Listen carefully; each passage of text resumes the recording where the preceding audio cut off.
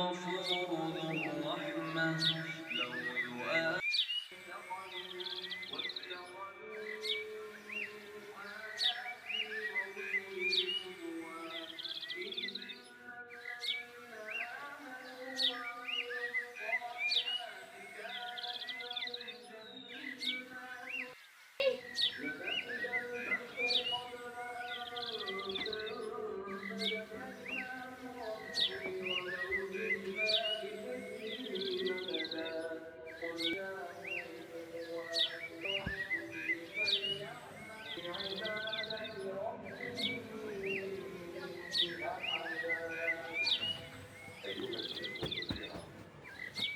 نذكركم بأن حقوق الطبع والتوزيع محفوظة. والسلام عليكم.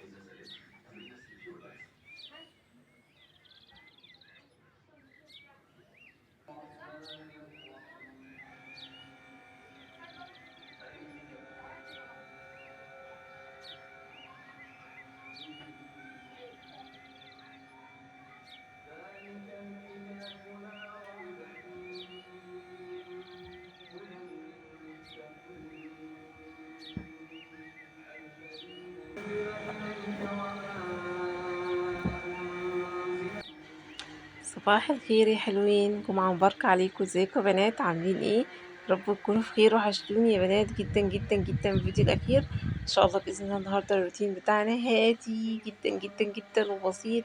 ليه بقى يا بنات؟ علشان احنا عملنا اللي لازم يتعمل يوم الخميس زي ما عودتكم ان احنا كل خميس لازم نظبط امورنا كده، بحيث ان احنا نقوم بس نرتب البيت كده من على الوش. البيت طبعا معانا نظيف، الدنيا معانا نظيفة وزي الفل. هنرتب بس لو في خدادية مش محطوطة في مكانها هنحطها. نرتب كده السرير، نشد الملاية، نظبط الدنيا. المهم الدنيا معانا يوم الجمعة تبقى هادية ورايقة كده زي ما انتم ما شايفين.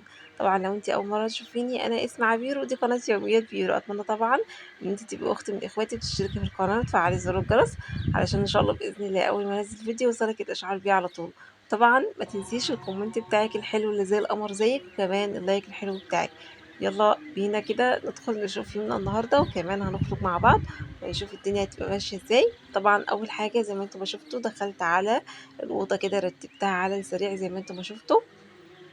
وكان عندي شويه هدوم كده على الحبل برضه نشرتهم، والدنيا معايا نظيفه وزي الفل وزي القشطه. وانا مبسوطه جدا جدا كده ومرتاحه جدا ان كل حاجه في البيت عندي هاديه ورايقه. طبعا مشغله القران ومشغله البخور. بصوا يا بنات، الجو يوم الجمعه غير طبيعي بالمره، حاجه كده خيال حقيقي. وقد ايه الراحه النفسيه اللي ببقى فيها، مش يعني مهما اقول لكم ما تتخيلوش قد ايه ببقى مرتاحه نفسيا.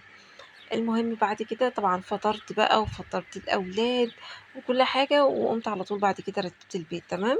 زي ما انتوا شفتوا كده دخلت على الصالون. انا بحط يا بنات المفارش دي على الصالون علشان تحافظ لي يعني على القماش بتاع الصالون من اي بقى ايدين بتاعت الاولاد. انتوا عارفين بقى الاولاد ممكن يكونوا ماسكين اي حاجه بياكلوها، اي حاجه يحطوا ايدهم على الصالون، لان عندي الصالون مفتوح على الصاله، يعني الصالون والصاله مع بعض كده، فاهميني؟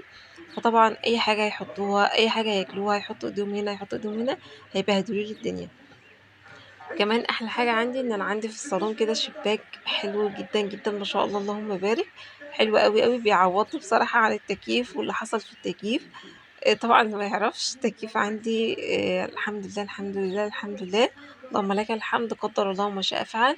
كله خير وكل اللي بعته ربنا خير. التكييف عندي اتحرق بس الحمد لله كله خير. اهم حاجه اهم حاجه اللي حصل كده واحنا صاحيين مش واحنا نايمين، اللهم لك الحمد. طبعا انا بشد الترابيزه كده يا بنات على جنب، علشان لما باجي اصلي، انا بحب اصلي في الصالون قوي. لما باجي اصلي علشان طبعا مفيش اولاد بصوا ولا رايحين ولا جايين قدامك، بتبقي منعزله كده شويه وبصوا بحس ان هو المكان الاكتر ان انا بقدر ان انا ابقى خاشعه فيه، فاهميني؟ فبحب اصلي في الصالون قوي، فزقيت الترابيزه كده عشان اقدر احط المصليه واقعد براحتي واصلي براحتي.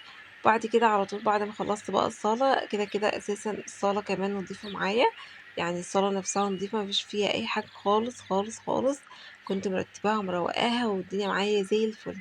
رتبت بس الصالون علشان انا لما باجي اعمل معاكم لايف بقعد في الصالون، فبيبقى متكركب معايا كده حاجه بسيطه، فرتبته معايا. وكمان دخلت على اوضه النوم، الخداديات اللي متشاله من مكانها رجعتها تاني مكانها، كان في شويه ملابس وشويه حاجات. رحت على فكره راس البر وجيت، يعني رحت راس البر يوم الخميس بالليل ورجعت تاني، في هدوم جبتها معايا كنت محتاجاها، في حاجات كنت محتاجاها، المهم جبتها ورجعت. فما تتضايقوش بقى لو انتوا سامعين صوت المروحه، حقيقي حقيقي مش هقدر اقعد من غيرها خالص. احنا حقيقي بنسيح. طبعا انتوا عارفين الاوضه، عارفين شكل الاوضه، عارفين المفرش اللي انا فرشاه، وعارفين كل حاجه، لان الفيديو بتاع يوم الخميس نزل لكم. طبعا انا بسجل لكم الفيديو ده بعد يوم الخميس اللي هو. يا بنتي يا بيرو رايحه على فين؟ رايحه النهارده بيت بابا، فيلا بينا كده اخدكم ونروح مع بعض نشوف الاجواء هناك النهارده عامله ازاي والدنيا تبقى عامله ازاي. هحاول اصور لكم كده على قد ما اقدر ان شاء الله باذن الله، وهحاول كده اصور لكم كل حاجه. وتشوفوا بقى البنات اخواتي وكده، ونضحك ونهزر مع بعض شويه. ولو عرفت كمان ان هم يتصوروا كده وتشوفوهم كمان معايا، يعني نتصور مع بعض ان شاء الله باذن الله، ونشوف الدنيا هتبقى عامله ايه النهارده. فالنهارده الجمعه وانا رايحه لهم بقالي كتير قوي قوي قوي قوي ما روحتش، وهما مستنيني. لبست الاوت في التايه دي الاوت في التايه دي. بصوا، هو الطقم معايا بقاله زمان، بس هما يعني هما ما شافوش عليا قبل كده، فانا قلت البسه النهارده واوريه لهم. تمام، فيلا بينا بقى كده ايه، نروح النهارده نشوف الدنيا اخبارها ايه والاحوال اخبارها ايه، واصور لكم بقى ايه المكان واحنا رايحين كده ان شاء الله باذن الله. يلا بينا جري على طول. ولا شفت العيش عمل فطير واكل وحاجات. ها هبقى اعمل منه بقى على طول. ماشي.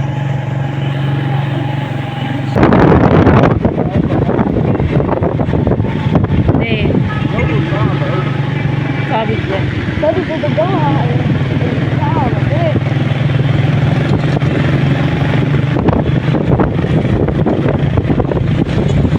ممكن يحصل حاجه يعني قصدك؟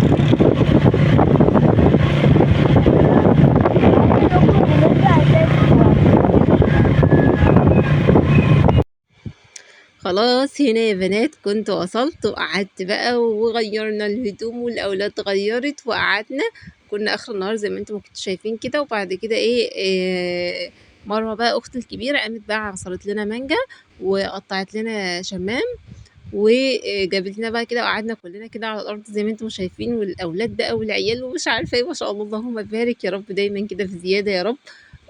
وما شاء الله اللهم بارك بقى، الاولاد عماله تلعب مع بعضها ومامتي كانت قاعده. والحمد لله الحمد لله كان اليوم حلو، الاولاد لعبوا مع بعض كتير قوي قوي قوي. يعني في عندنا شقه تانية تحت كده، الاولاد بتنزل بقى ايه، عندنا صاله فاضيه مفيش فيها حاجه، الاولاد بقى بتنزل تقعد تلعب مع بعض تحت بقى، يعني عارفين ان هم بيتجمعوا كلهم كده بيقعدوا يلعبوا مع بعض. ربنا يا رب يحميهم ويحفظهم جميعا يا رب. طبعا الاولاد كلها حافظه. حطوا لايك يا جماعه حطوا لايك. طبعا من موقعي هذا، ثواني بس اقول لكم، دول بنات اختي. هم هي قالت لي يعني اصورهم عادي مفيش مشكله. فدول بنات اختي أرجوانة وجوارية. واللي قاعدة على الجنب دي آه، اللي هي لابسة البيتي دي برضو بنت أختي اسمها جودي. وده ابن أختي اسمه محمود. فهم كانوا مبسوطين أساسا هم بيتصوروا، لأن هم كانوا عايزين إن هم يتصوروا. فقعدت صورتهم وقت كبير قوي بصراحة. بس دي الحتة بس اللي أنا جبتها لكم. هم بعد كده إيه، ماما عندها الأوضة اللي هي فيها أوضة البلكونة دي يا بنات غرام. يعني عارفين المكان اللي انتوا بتقعدوا فيه يبقى كله هوا. عملنا بقى الشاي ودخلنا قعدنا جوه، لان هم كانوا لسه اساسا بيتغدوا، لكن انا كنت اتغديت ورحت. فهم كانوا لسه ايه يعني قايمين من على الغدا، ما بقالهمش يعني فاهميني، قايمين من على الغدا خلاص ما بقالهمش حاجه. يا دوبك انا دخلت كان هم لسه قايمين من على الغدا. فهم كانوا اتغدوا فشربوا عصير مانجا اول، وبعد كده ايه الشمام، وبعد كده بعديها بشويه عملنا بقى دور شاي. وزي ما انتم شايفين قعدنا بقى في الاوضه دي بتاعت اخواتي البنات اللي هم لسه موجودين في البيت عند بابا، شهد ومريم، دي اوضتهم زي ما انتم شايفين ما شاء الله زي الفل اهي. بعد كده قعدنا بقى ايه جنب الملوخيه ماما كانت جايبه ملوخيه من السوق، فقالت ايه بما انكم موجودين نستغل الفرصه دي وانتوا اللي تخرطوا لي الملوخيه. علشان ايديها تعباها من عندها مشكله في الشرايين وكده، فايديها تعباها فما بتقدرش ان هي تخرطها. فقالت بما انكم يا بنات موجودين هجيب لكم الملوخيه تخرطوها. مروه اختي بقى خرطت شويه وبعدين انا خرطت شويه، بصراحه هي كملت علشان هي بتخليها ناعمه اكتر. ماما بتحب الملوخيه تبقى ناعمه خالص، بس احنا قلنا لها يا ماما ما عنديش تنعميها قوي كده، يا ماما بتحبها ناعمه كانها عارفين يا بنات زي الشاي كده بالظبط. فاحنا قلنا لها يا ماما ما عنديش تنعميها قوي كده، ويعني ما نعمتهاش قوي يعني فاهميني. المهم قعدنا بقى، بص ده انا هسيب لكم بقى شويه اصوات كده تسمعوا المزيكا اللي احنا كنا قاعدين فيها. حقيقي الولاد كانوا مطلعين عنا، بس يا رب ربنا يبارك فيهم يا رب جميعا، يا رب ويرزق كل مشتاق يا رب، يرزقكم الذريه الصالحه ويجمع ما بين شملكم كده بين يعني العائلات، يجمعكم دايما كده مع بعض ومفيش حد يبعد عن التاني ابدا، ودايما الاخوات يبقوا مع بعض كده ومتجمعين يا رب، دايما كلكم تبقوا متجمعين في الخير يا رب. طبعا ايه انا كنت راح اقول لكم الموقع هذا، احب ان انا اشكر كل اخت انضمت معايا في القناه، ربنا يا رب يديمكم نعمه في حياتي وما تحرمش منكم ابدا ابدا ابدا، وكل كلمه بتقولوها طيبه تعدكم في صحتكم وفي اولادكم وفي حياتكم، وان شاء الله ربنا يجازيكم كل خير يا رب، اللهم امين. انا بحبكم جدا جدا جدا جدا فوق ما انتم تتخيلوا. انا اخده والله العظيم كل الكومنتات اللي انتوا بتكتبوها لي اخداها سكرين، ان شاء الله باذن الله الفيديو الجاي ان شاء الله باذن الله نطلعها كده مع بعض عشان كلكم تشوفوا السكرينات اللي انا اخداها. يا حبايب قلبي ما تحرمش منكم ابدا ابدا ابدا ابدا ابدا، دايما منوريني ومشرفيني كده، ووجودكم ده في حد ذاته نعمه بالنسبه لي.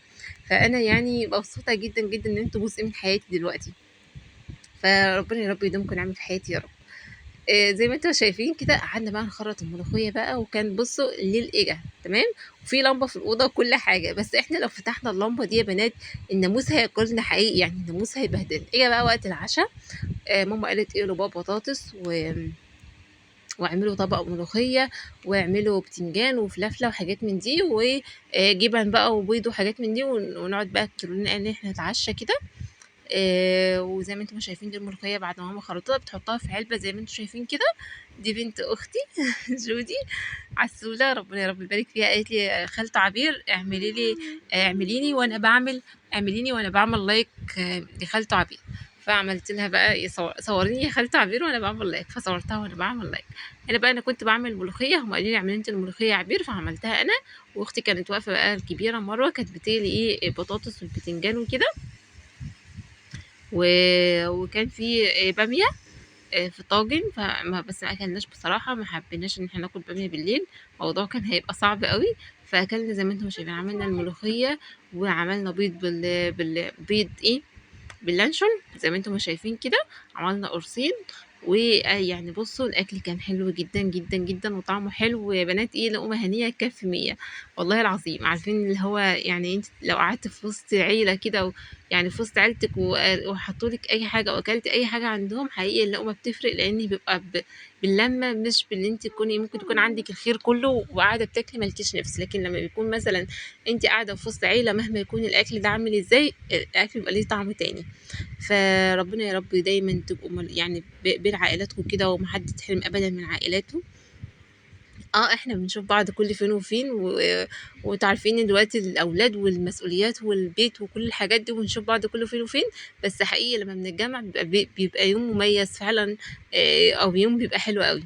فدايما دايما متجمعين مع اهاليكم، ودايما ما فيش حد يتحرم من اهله ابدا ابدا ابدا. طبعا ايه فضلة خيركم زي ما انتم شايفين كده، جبنا بقى الصينيه وقعدنا في الاوضه اللي فيها هوا، وجبنا بقى وطماطم فول بطماطم وبتنجان وقتة، احنا بنسمي اللي هو شبه الخيار ده اسمه قتة في مصر، وجبنة من الشقريش كانت ماما جايباها معاها من الصعيد، وحلاوة. وزي ما انتم شايفين كده الاكل كان حلو جدا جدا ما شاء الله اللهم بارك، الاولاد انبسطوا قوي.